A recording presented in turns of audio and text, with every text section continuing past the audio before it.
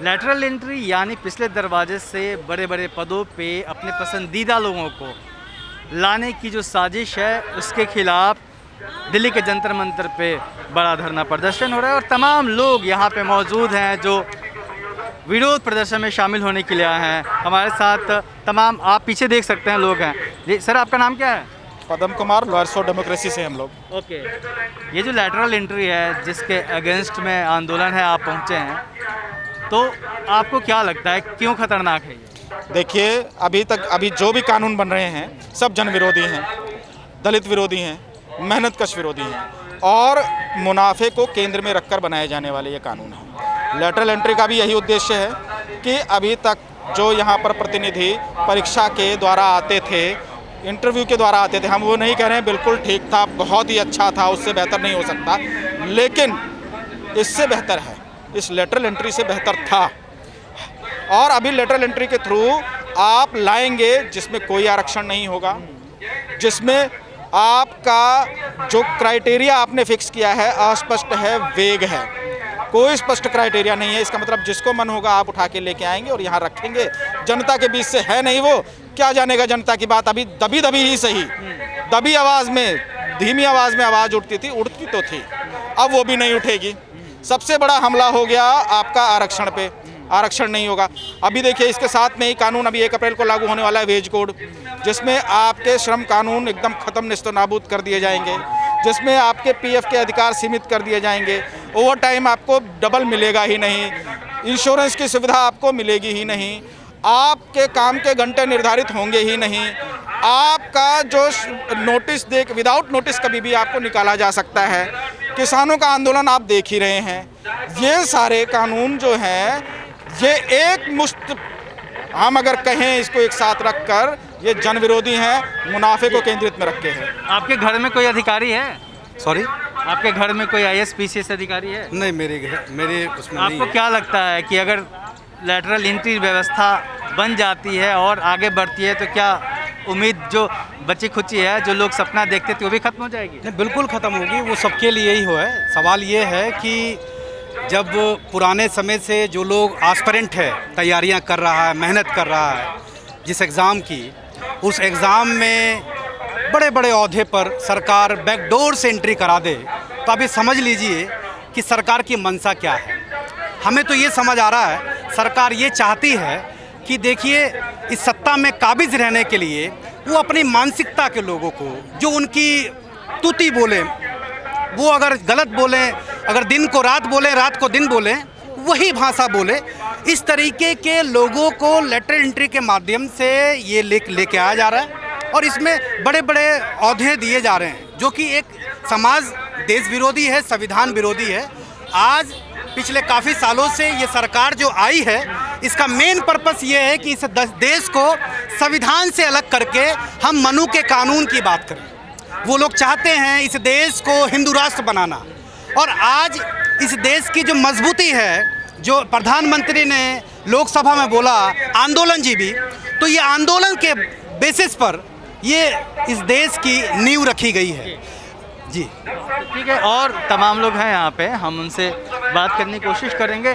कुछ बुजुर्ग लोग हैं इधर, आप देख सकते हैं, हाँ, जिन्होंने सालों तक। सर, आपका नाम क्या है? ओपी गौतम। हाँ, आप कहीं नौकरी करते हैं, रिटायर हो चुके हैं? नहीं, मैं आकाशवाणी और दूरदर्शन में नौकरी करता था जी। और नौकरी के साथ साथ all India Akashvani, Doordarshan and SC/ST employ welfare association का राष्ट्रीय महासचिव था। और रिटायर होने के बाद मुझे हमारे एम्प्लॉयज़ ने राष्ट्रीय अध्यक्ष बनाया है। तो सर, आप लोगों ने नौकरियाँ की, रिजर्वेशन से लेके नौकरी में आए, आप लोगों ने सपने देखे कि हमें नौकरी करनी है, बड़े पदे पहुंचना है, रिजर्वेशन की वजह से मदद मिली। ये जो लेटरल एंट्री है, तो क्या जो आप जैसे लोग आए थे, जो अपनी पहली पीढ़ी के पहले लोग होंगे, दूसरे लोग होंगे, अब जो लोग आना भी चाहें बड़े पदों पे, उनकी उम्मीद खत्म हो जा रही है क्या? देखिए, ये जो लेटरल जो एंट्री है, ये हमारे जैसे कहते हैं ना कि ये संविधान को वैसे हटाएंगे तो ये हटा नहीं सकते। एक एक करके जो ये निजीकरण कर रहे हैं और लेटरल जो एंट्री के तहत ये जो भर्ती कर रहे हैं, ये आते ही वो जॉइंट सेक्रेटरी बन जाएगा, जबकि IAS जॉइंट सेक्रेटरी बनने में 20-25 साल लगते हैं। और आज ये जो वो कर रहे हैं, ये संविधान को ही ख़त्म नहीं कर रहे। यहाँ के जो आरक्षित वर्ग, जो प्रतिनिधित्व था, जो जिसने बाबा साहब डॉक्टर अम्बेडकर ने जिसकी लड़ाई लड़ी थी, उसको ये समाप्त कर रहे हैं। और इसके लिए हमें पार्टी छोड़कर, जाति छोड़कर सबको एक प्लेटफार्म पर आना पड़ेगा, तभी हम इन मनुवाद से मुकाबला कर सकते हैं। सर बहुत बहुत शुक्रिया आपका। और हम देखते हैं जी बताएं सर। हाँ जी, आप बताएं। पहले तो मैं आपको नमस्ते करता हूँ, धन्यवाद करता हूँ कि कम से कम पूछा तो सही। जी बताएं। हमें गर्व है आप पे कि सही काम कर रहे हैं। और जहाँ तक आजकल की जो गतिविधियों की बात है सरकार की, सरकार का नाम की कोई चीज़ नहीं है। मैं राजनीतिक शास्त्र का विद्यार्थी हूँ, सारी उम्र जो मैंने पढ़ा, मैं मास्टर बना।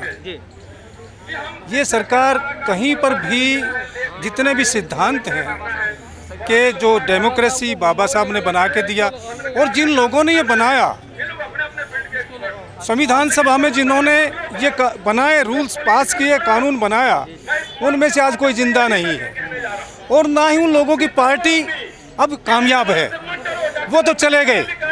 अब ये जो कभी देश को आज़ाद नहीं होने देना चाहते थे, जब बाबा साहब बार बार ये कहते थे अब ब्रिटिश सरकार को कि भाई आप अगर आज़ाद कर रहे हो तो सिर्फ देश को आज़ाद कर रहे हो, हमें आज़ाद नहीं कर रहे।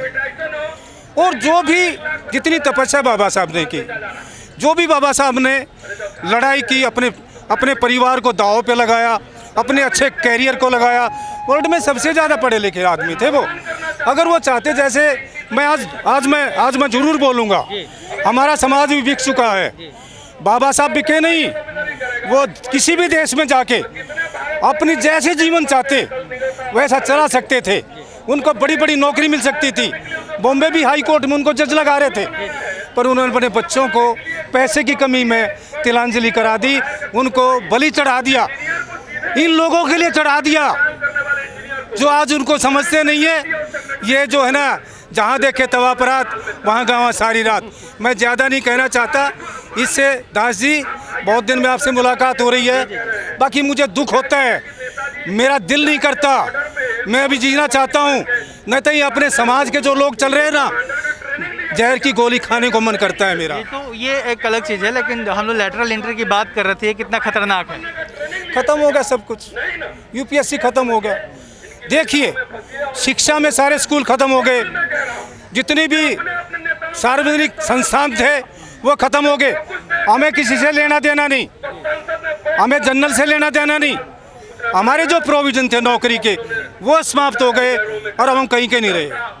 जी हाँ, तो ये बहुत महत्वपूर्ण सवाल उठाए इन्होंने, और हम कोशिश करें कुछ और युवाओं तक पहुँचे ताकि उनसे हम बात कर सकें, उनकी राय जान सके। यहाँ पे आप यहाँ क्यों आए हैं? मतलब ये आप प्रोटेस्ट में आए हैं? नहीं, अच्छा ठीक है। तो ये फोटोग्राफर थे। एक्सक्यूज मी जी, आपका नाम क्या है? मैं स्पीच नहीं दे पाऊंगा, मैं विजेंद्र कुमार। विजेंद्र जी, आप यहाँ ये जो आंदोलन हो रहा है, प्रोटेस्ट हो रहा है, इसमें आए हैं? बिल्कुल आए। क्यों आए हैं आप? मतलब आपको क्या लगा कि इसमें क्यों जाना जरूरी है? ये जो लेटर जो गलत काम कर रही है सेंट्रल गवर्नमेंट, उसके लिए आए हैं। इससे क्या आप क्या करते हैं? जॉब करते हैं। जॉब करते हैं। तो ये आपको क्यों लग रहा है कि लैटरल एंट्री गलत है? गलत है, कोई भी हो, चाहे मैं किसी भी समाज से हो या किसी को इंटरव्यू के थ्रू या पढ़ाई के थ्रू या काबिलियत के उसको ज्वाइन करना चाहिए। ये नहीं किसी को डायरेक्ट किसी को ज्वाइन करना चाहिए, ठीक है ना। कोई भी आए, सीधा फ्रंट डोर से आए या बैक डोर से आना गलत है जी, चाहे कोई भी सरकार लेके आए। तो ये तमाम तरह की बातें हैं जो अलग अलग लोगों ने रखे हैं, और लैटरल एंट्री को लेके एक मोमेंटम बना है और तमाम लोग उसके खिलाफ आंदोलन करने के लिए सामने आ चुके हैं। दिल्ली के जंतर मंतर से मैं अशोक दास, दलित दस्तक।